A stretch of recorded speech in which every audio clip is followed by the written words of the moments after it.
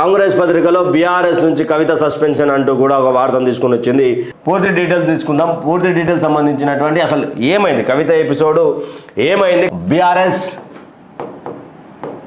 Versus జాగృతి. Letter leak అయింది. Leak అయిన తర్వాత ఆమె డైరెక్ట్ ప్రెస్ మీట్ పెట్టి ఏమన్నదంటే, గ్రీకు వీరులు ఎవరో లీకు వీరులు అని చెప్పేసి ఫస్ట్ పాయింట్ ఇక్కడ స్టార్ట్ అయింది కవిత పంచాయతీ.